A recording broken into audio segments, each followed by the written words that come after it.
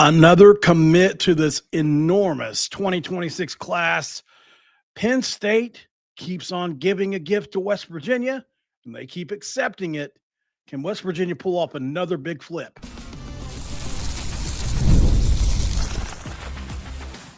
You are Locked On West Virginia, your daily podcast on the West Virginia Mountaineers, part of the Locked On Podcast Network, your team every day.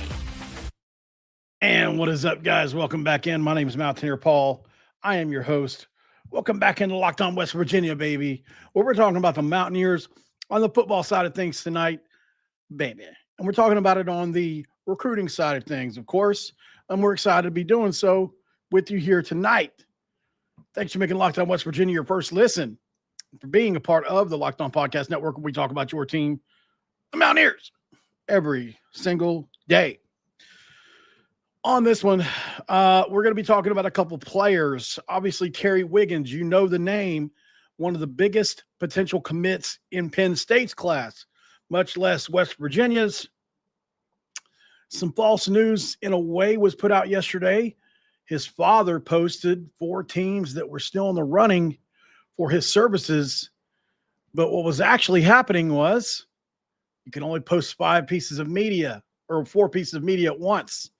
And so later on, earlier today, I think corrected this with West Virginia as well. And I found that to be substantial, because if West Virginia was out of it, it's no harm, no foul, no even reason to even update it, really. And so we're going to talk about that. Obviously, West Virginia lands another running back commit. We're going to talk about that as well in Lawrence Autry. So a lot to get to, guys. Is this the best class ever for West Virginia? It's bordering on it. So we're going to talk about that and see how close it can come, because it's definitely got some heavy hitters as of now in the class. So a lot to get to. Thanks for making Locked On West Virginia your first listen. Like we said, guys, this one's going to be brought to you by our friends at, what is it, FanDuel? Yeah, we're at FanDuel tonight. I can get to it. There it is. Listen, this episode is going to be brought to you by FanDuel. If you want to be right in the middle of the action this season, visit FanDuel.com and place your NFL live bets all season long. That's a new read. Wasn't expecting that one. Okay, so back to it with West Virginia and the recruiting situation there. I guess we start where we start, like we say. Terry Wiggins, obviously we'll start there, because I think that's probably what a lot of you guys are in here to hear about. Not that the recruit doesn't matter. It absolutely does. We'll get there too. So West Virginia in the running for one of the best players in the entire class, in my opinion. And Terry Wiggins, 6'4", absolute monster of a linebacker that can run sideline to sideline. He can do it all out of Coatesville area in Pennsylvania. He committed to Penn State in May of 2025. Well, his father, obviously James Franklin, changed to Virginia Tech, and that reopened his recruitment. He goes, Virginia Tech's back in the mix immediately. And his father clarified West Virginia was still in the mix earlier today after some initial confusion, because the Final Four is Colorado, North Carolina, Penn State, Virginia Tech, and that was all that was put out there. And West Virginia was not in there, but they found a reason to figure it out and get us in there, which is a big deal in my opinion. He's a top 10 player in Pennsylvania. He's right there with Kevin Brown as one of the very best players in Pennsylvania, and he's a 4-star player, like we say. So this would be obviously just an enormous pickup for West Virginia. I think West Virginia's in the running here. I really do. I don't know many people who think that they don't have. Like after yesterday, we thought we were out of it. We didn't know that was just a mistake. So he is a 4-star prospect and obviously has an incredibly high ceiling. He's a really capable defender. Like I said, he plays really well offline or, on the line, off the ball, in space, really fluid athlete, really quick first step. He can be a pass rusher with speed off the edge. He's got strong stack and shed. against the run as well, which we love to see that. High effort, high pursuit angle type kid where he's going to take the right angle mostly all the time. He's been coached correctly to do so sideline to sideline. And boy, is he excellent in coverage. And this is why we need him, and I think, in my opinion, Zach Allen needs that roaming linebacker that you can just get let loose, spy a guy. You want to drop him back and mimic the quarterback's eyeballs, whatever it is. This is the kind of guy that you can do that with. You want him to man up on a tight end in zone drops. He can do that. He's got good instincts diagnosing plays. His athletic upside is immense. And then the frame for growth as well, right? So I think, he is one of those higher caliber ceiling kind of players that if you get, he's got the tools and chance to make a multi-phase impact, right? Whether that means in the pass, in the run, on special teams, kickoff, wherever you want to put him, he's going to be one of your best in tow. He's best as a pass coverage guy, like I said. So could he play in that Fred Perry role? I really do think they're searching for guys specifically for that role first, and then they figure it out around that role. And here's another one. This guy would be good there. He would be good there. Like we said, his best skills are pursuit and effort. He closes space quickly. He sideline to sideline. He wins in pass rushing situations off the edge with that quick first step. The run defense is really good with stack and shed, and he's got versatility, although he is a little bit of a tweener. He would have to put on some weight, obviously. Scouts have a lot to say about him. Impact three-phase rusher, versatile enough to get to offer snaps on the line or in pass coverage. Fluid reactionary athlete, wins with speed off the edge, plenty of off-ball coverage skills to go around with this kid. Diagnoses quickly, gives tremendous effort. These are just things I've written down that I've read about him, not that I even say. So, this is somebody that West Virginia not just wants, but needs, in my opinion. Let's put on a couple plays from him to give you an idea of what he looks like. So here he is playing a little outside on the edge. And as you can see, great speed to the ball. Boom. Really quick out there. Really long, really lanky. Love the attitude as well when he gets up. I believe you see the blitz time. No, he's right here on the outside. This is him right here. So he's in the slot almost. And you see the reaction time here. Look at the great instincts to keep that inside and then force the fumble. Great job there. A lot of kids would have overplayed that to the outside, and that running back would have had a nice seam up the seam. He did not do that. I wish I could have gave you more, but I mean, it's like I was up against it. You guys are already waiting forever on me to be in here. So I was like, man, I wish I had – it's always like I always wish I had 5 more minutes. That's how I always feel with you guys. But at the end of the day, man, I do my best, right? I'm on here a lot. This is my 4th time today on here. And, I mean, it's not easy to research it, to give your own opinion on it. Like, I could read other people's opinion on it, I guess, but that's no fun for me. Like, I like to have some skin in the game. I like to put my name, just like we've addressed it over the last couple of days, right? Who are some players I missed on last year? And I'm honest about that, right?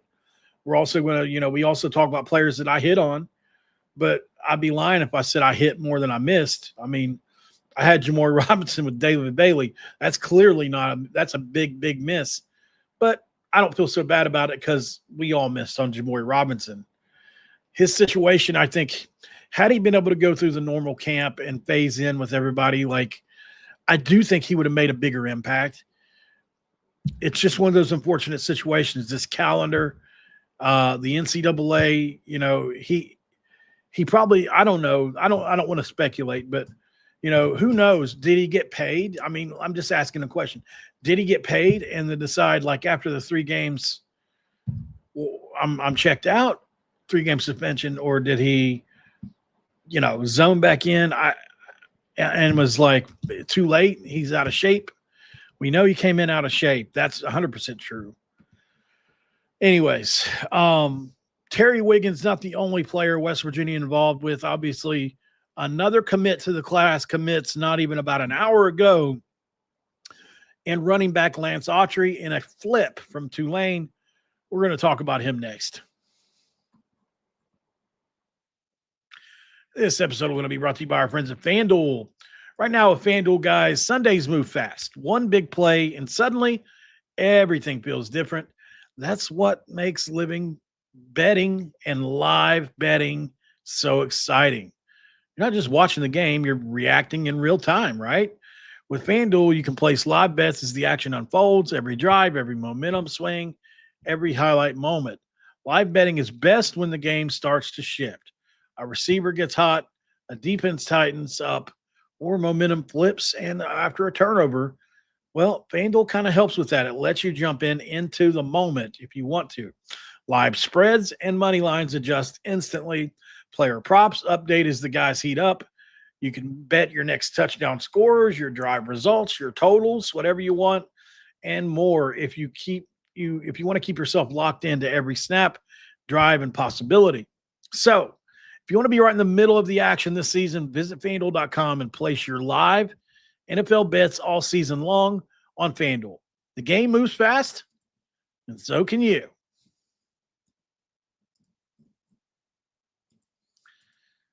In segment 2, I crack a do, and you listen to me talk about stuff. That's kind of how that works. Thank you guys so much for making the Locked On West Virginia channel so successful, by the way. We're having a record month so far, which is hard to believe because we've had a couple record months here in the last 6 months.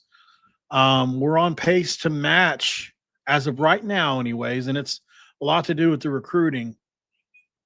We're on pace to match what we did the month I had the 70,000 view video with the BYU thing.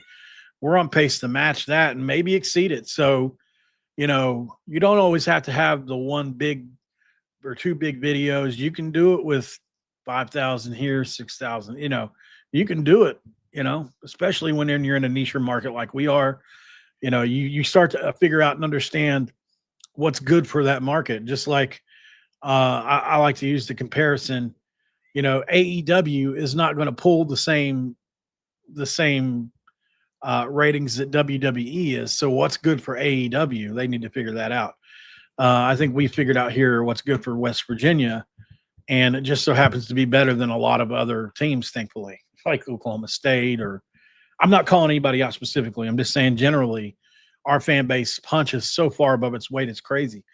100 of you guys will be in here, 118 right now watching me. And then another West Virginia content creator could go live with the same news, and he may have 80 or 90 of the same people in there, you know? Like, you guys really do show up for all of us generally. I feel like I benefit from how much I put into it because I go live every day. This is my 4th live today. I spent all my time doing this. So if I wasn't getting more views than everybody, there'd be something wrong with it, right? I am proud of that, but at the same time, I understand that, you know, a lot of this stuff can be taken away in an instant. So I try to live in the moment with it, but I also try to accept it for what it is. Like, I've realized too, like, not everybody that watches is watching because they like it, you know? So I realize that it's okay. It's okay. I didn't want to believe that I had true people that hated me for a long time, but I do. I just, it's a weird feeling, you know, to know that there are people that literally hate you while they're watching. All right, let's jump into Lawrence Autry here because he is a physical running back. We'll talk about him. I'll give you my true thoughts on this situation with Autry. And I don't ever want to lie to you guys. So, okay, he is a 5'11", 210-pound physical running back. I think that's the best way. If I were just going to promote him for this, that's probably what I would have posted on the thumbnail. Probably something along the lines of really physical back, or, you know, I wouldn't have said those exact words, but I would have tried to convey that because that's what he is. He is not a burner. He's more, you know, what's a good Trying to think from somebody that we've had in the past. There's a couple guys, I don't know. Maybe Martell Petaway, somebody like that, that's like really big. Letty Brown. There's your good comp for him. If he hits a ceiling, that's where he'll be, in my opinion. That's probably his ceiling. But Letty Brown, I like. So he put up big numbers in high school. 1,200 yards. Well, technically 1,300 almost. 1,296 rushing yards and 26 touchdowns on 179 carries, 7.2 yards per carry. And on just an incredible 199 rushes. So that's insane stuff there. I'm sorry. That was his junior season. His senior season was 1,354 and 15 touchdowns. He also had 26 catches for 187 and a touch. So his career stats were 391 rushing attempts, 2,500 yards, 29 touchdowns, 8 receptions for 184 yards, 2 touches. And he held offers from West Virginia, Tulane, Arkansas State, Austin Peay, Georgia State, Jacksonville State, Middle Tennessee, Sacramento State, South Alabama, Southern Miss, and others. He had been hard committed to Tulane before flipping for a while. He is rated a 3-star prospect, 134th ranked back in the country, and the number 71 in Tennessee overall. He is an 85 rated player. I think if you're going to give the strengths for him, here they are.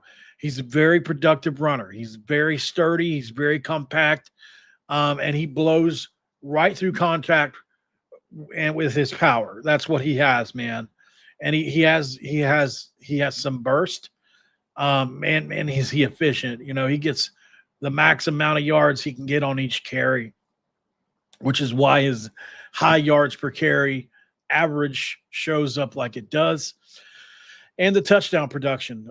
He's a versatile contributor in the passing game as well. I mean, you look, he had almost 200 yards through the air over his career. That's like 2 seasons or whatever. And they really didn't throw it to him a bunch. So I figure that to be pretty good. So he does add value as a receiver out of the backfield. Clearly, he's capable.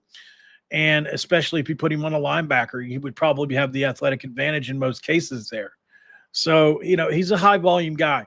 One thing you know about this one is he's going to be able to carry the workload.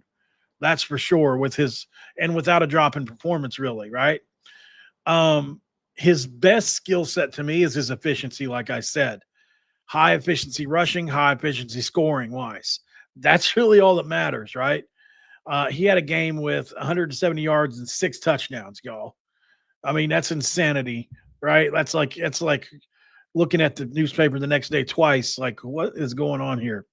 So there isn't a lot of scouting takes on him. There just isn't. But I'll tell you my personal take on him, and I don't want to be rude at all, but I wasn't totally blown away with this guy. He's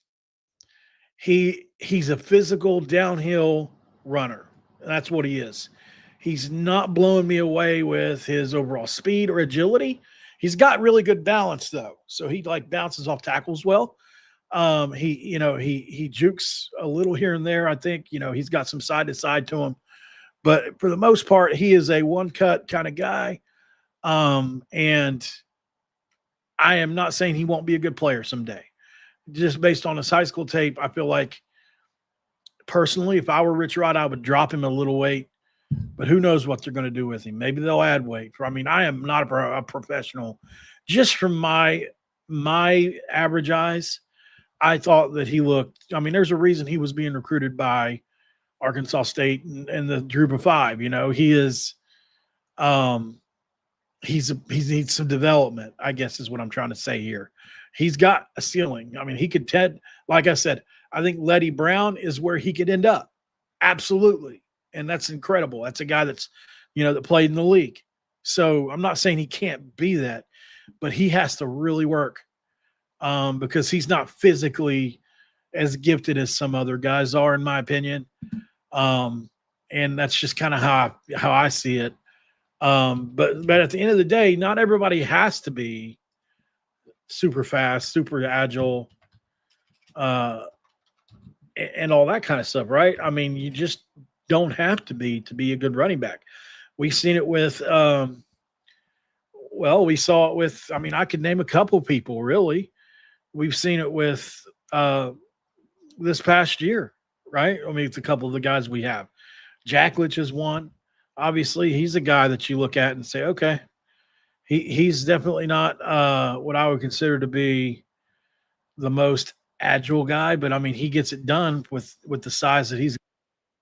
So there is some bang for your buck there, absolutely. And I don't ever want to disparage a kid or say that they can or won't be something. I'm just not that kind of person. But there was a couple things in this guy's tape that I don't want to say worry me, but like he's just not as elite from a athletic perspective as I was hoping he was going to be. I guess with Rich Rod, I'm always expecting these really dynamic runners, and in this case, that wasn't exactly happening.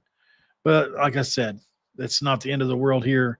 I'm trying to get some video ready for you guys to show of this guy because I think it would kind of give you an idea of what I'm talking about here. So that's what we're going to do really quick. But yeah, so glad he made it to West Virginia. I mean, good on him. I think he's definitely got some potential. And we'll see for sure down the line whether he turns into something way better or not. So, that's the key. But West Virginia is still rolling on this recruiting race. I think, at the end of the day, y'all, he's a kid that has realized his dream. West Virginia is lucky for it. He's lucky for it. Let's roll, So, yeah, maybe Scatterboo, short yardage. That's definitely a potential kind of comparison. Yeah. Somebody, what are you talking about in the comments there? Jerry Justice, if I don't like you, bite you.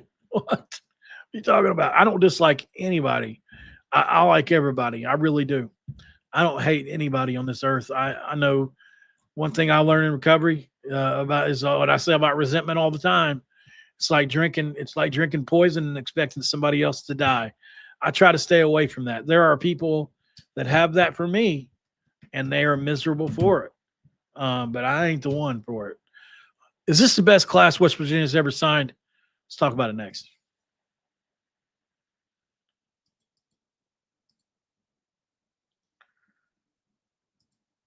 All right, we're back, guys. Whew. Well, no read on the third segment, so that's always it's kind of welcome sometimes especially when my mouth be getting kind of drier.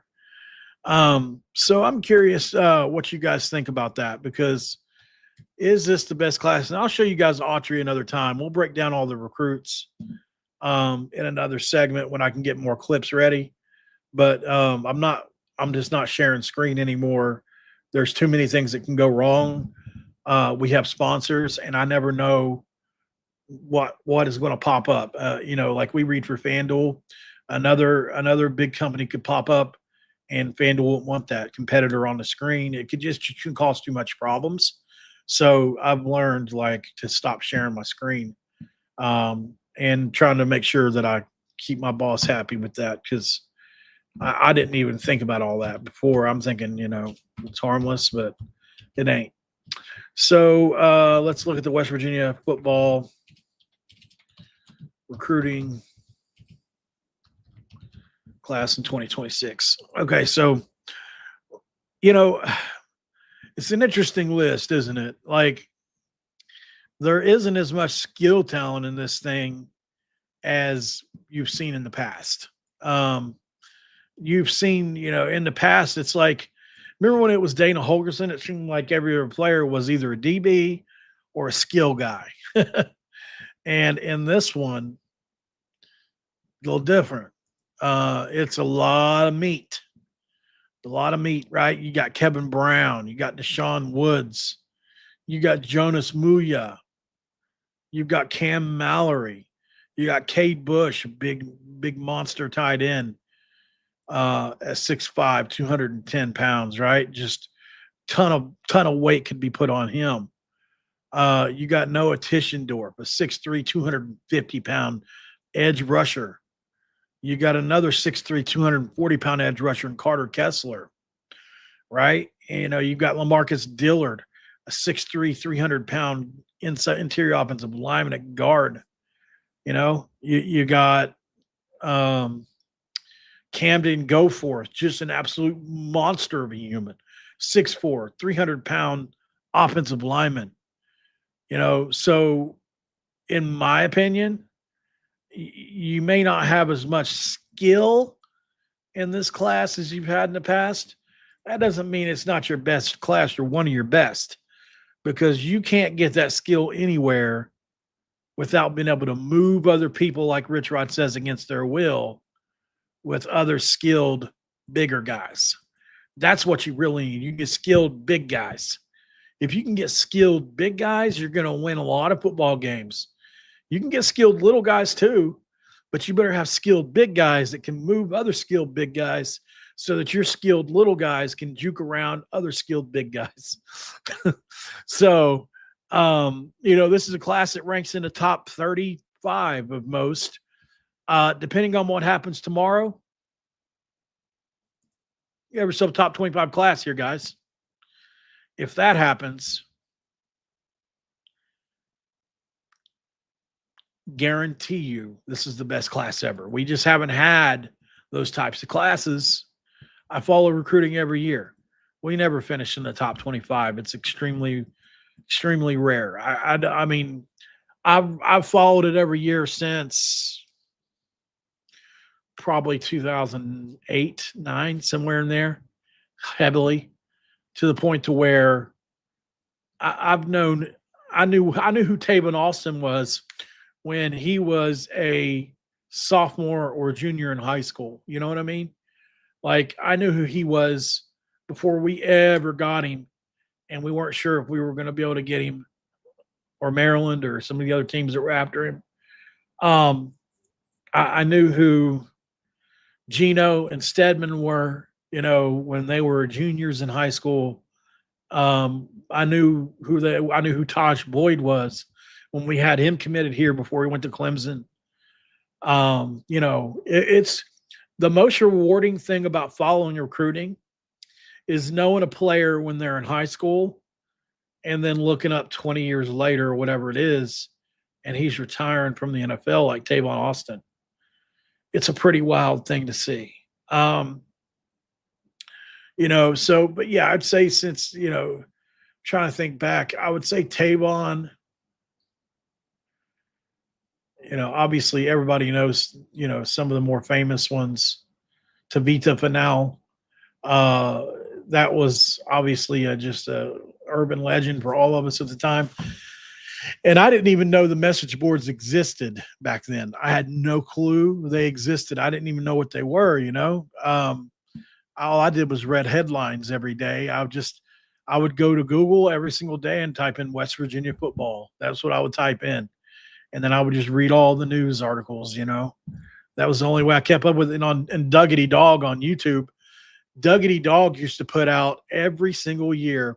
He used to put out a welcome to the X class, the welcome to the class of 2015 to West Virginia or whatever. And then he would play all their highlights cut to music. I used to live for those videos, man. I used to live for them. And I would sit there and watch every single second of every single highlight. And I would have my own opinions on these players. And then I'd be waiting for them to play every single year. That's how I grew into this, right? Like, I didn't go to journalism school. I didn't go to college. I was in, I was fighting my own battles at the time. So it's a wild thing to go through, the road that I have to get to this point. But I'm so grateful for it. I really am so grateful for y'all. Even those of you that choose not to confront me and hate me behind the scenes, but choose never to talk to me in my face about it. I still choose not to hate those people, even though they've tried to do everything. It's crazy to me, but they know who they are, and they know who they are. Karma will come. All right. So thank you guys. There was a lot of you that reposted the post from earlier about my account getting hacked or whatever. And at least I got it. At least I got it fixed to where I could use it, right? Like earlier today. And then there was, unfortunately, it's under review for whatever reason. I'm not exactly sure why. And I'm assuming because I used two-factor two-factor authenticator to kick whoever was trying to screw it over out. And I was able to kind of luckily regain control of the account before I lost it, like Kuz lost his, which was horrible. I mean, you don't want, I don't care if it's my competitor or not. I really don't. I would have done anything to help him get that back. You know why? Because it's the right thing to do. He had years into that. Literally with capital Y with an S. It's not a lie. You spend every single day for years giving your opinions, trying to draw people in, posting videos, and it just can be taken like that in a second. And nobody really cares except for you. It's the worst feeling. But I mean, some of you guys have helped. So I don't want to pretend like I'm not some victim, but it is a helpless feeling. And I just want to appreciate you guys for doing your best. Those of you listening on audio, I'm sorry you have to listen to this. But my X account is something that I used to promote, Locked On West Virginia. And I used to, hopefully draw other people into YouTube on. So I posted the link in the chat to the original post. If you can repost that, it would help a lot. That way you or X support can see it and just kind of take me off review so I can change my name back. Chris Henry's not going to happen, I would imagine. Somebody's asking about Chris Henry. It could, I want to be wrong about it. There's been a lot of teams, including BYU, make a late run at him, and now they're giving Kalani Sitake a lot of money. Who knows what could happen tonight? Honestly, like I said this earlier, I have actually having a conversation with Dave McCann, who you guys know he put out a couple posts that went mega viral on that situation earlier. He's a good friend. I'm going to talk to him in a little bit. He doesn't really know what the NIL is going to be yet, but the Penn State number, guys, astronomically big. You wouldn't even, I don't know if it's publicized. So I'm not going to say what he told me. It dwarfs what West Virginia has by such an amount that it makes me feel almost no hope. So if BYU was able to counter that number,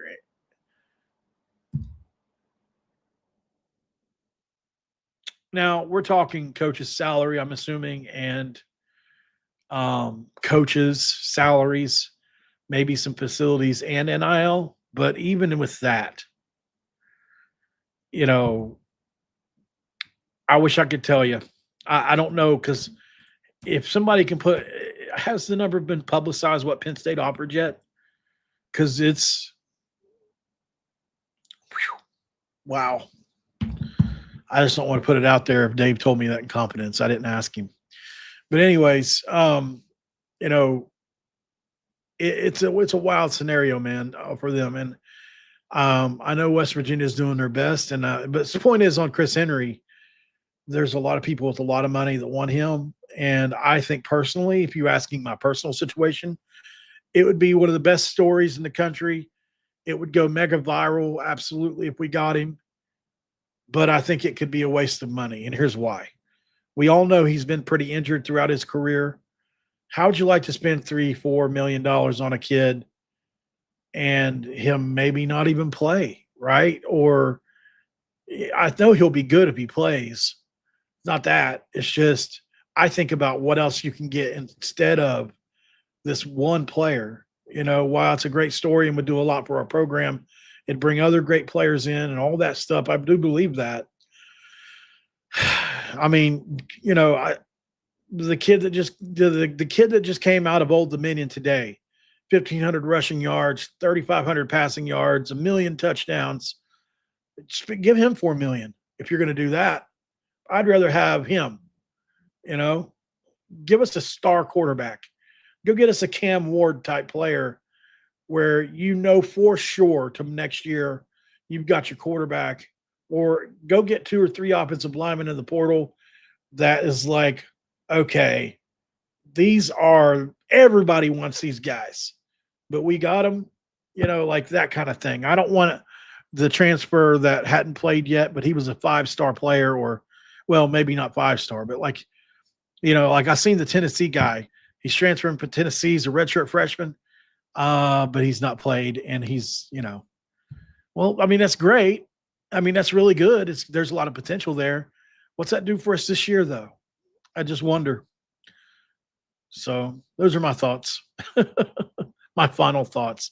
Is this the best class ever? I think it's up for debate, right? But, if you're asking me about Chris Henry, though, I don't know.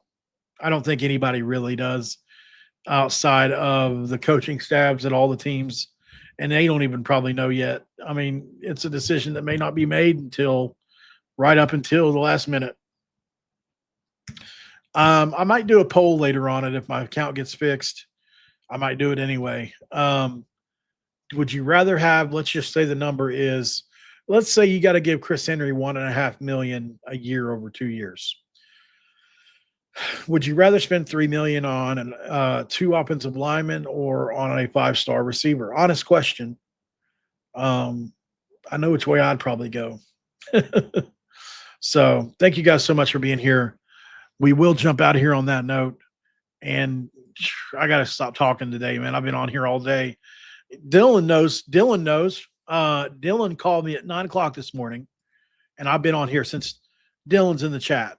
Dylan, am I lying?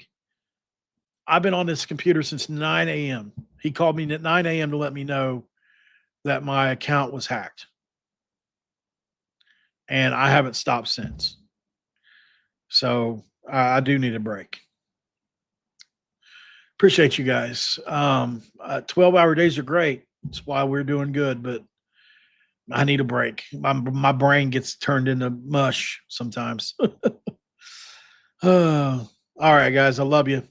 Thanks for making Locked On West Virginia your first listen, for being a part of the Locked On Podcast Network. We talk about your team every single day. Check out Locked On Big 12, man. They do everything so well over there. Obviously, huge views, great entertainment, and a great host. Make sure you check them out. And keep coming back to Locked On West Virginia, where we talk about your team every single day. See what happens tomorrow. We should have some monster recruits tomorrow coming in. The 2 bombs, we'll see what they were. Maybe Terry Wiggins is one of them. Who knows? Until then, don't forget to cue those country roads.